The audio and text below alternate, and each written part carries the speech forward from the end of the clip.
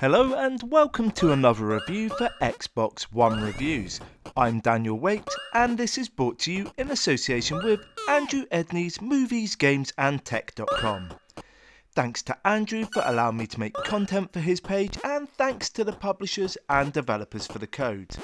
Today's review is Pukan Bye-Bye, which is available to buy for around £4 on multiple platforms. So, let's wait no longer and see what it's all about.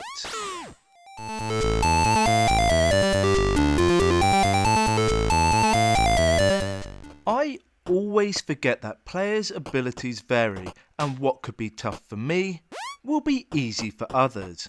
However, I like to think I'm pretty average, so my thought process and skills aren't too far off the mark. This theory about ease and difficulty forms the core concept of Pukan Bye-Bye, and the game's description mocks you in a tongue-in-cheek way.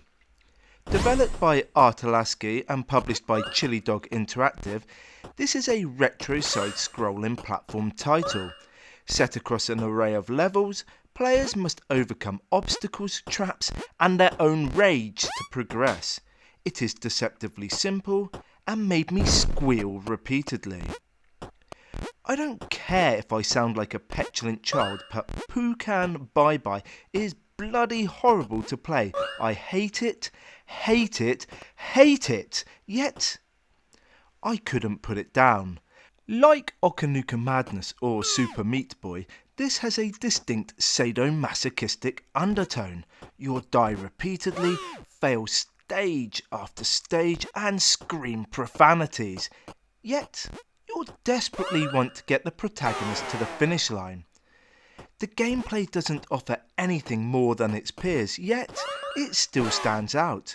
The combination of traps, brutality and stage design make it a rewarding and cathartic experience. On the surface, each level looks easy to finish. You scan the environment, plan your route and begin your journey. Yet, things are rarely this straightforward, and traps, monsters and illusions all lie in wait. What I loved about the difficulty curve within Pukan Bye-Bye was the drip-fed mechanics. Not only did this balance out the difficulty, but every 5 levels new monsters or traps were added to the mix. The new elements always took you by surprise and were a great way of keeping the action fresh. Alongside these new elements, the developers tested your memory recall and reactions. Every stage remains the same, no matter how many attempts you made to overcome them. This forces you to learn the pitfalls and finer details of each level. Moreover, you must leap gaps, land millimeters from spikes and hit moving platforms. It's hellish, tough and will test the hardiest of players. Many developers want their game to stand out, and Pukan Bye-Bye has achieved this.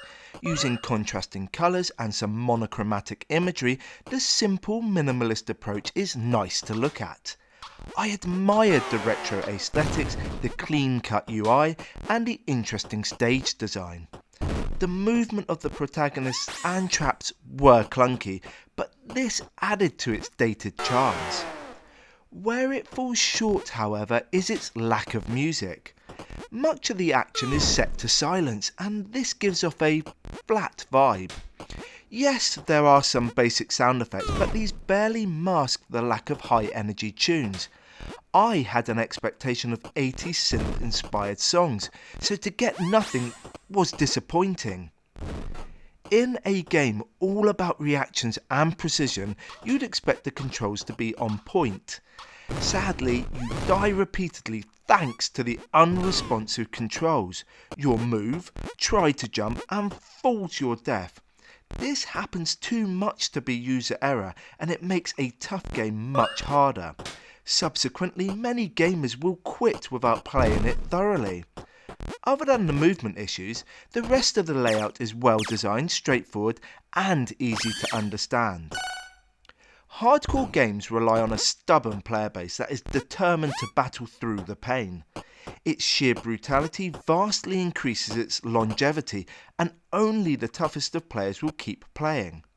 Moreover, the necessity to be pinpoint accurate and agile as a ninja separates the wheat from the chaff.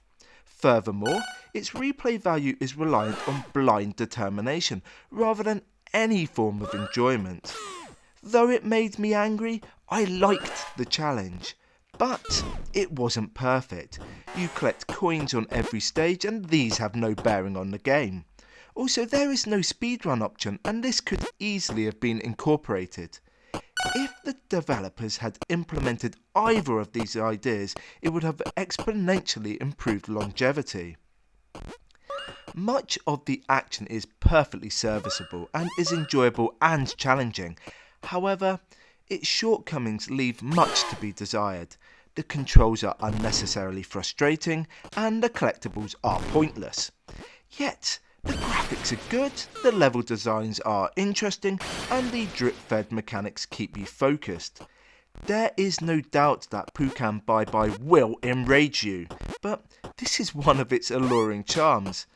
I liked it in spite of its faults, and I recommend that you buy it. Study the levels, remember every trap, and make it to the portal alive. That's it for me today. Thank you for watching and I hope you like what you've seen. If you have, give the video a like, comment below and hit the subscribe button. Until next time, keep gaming.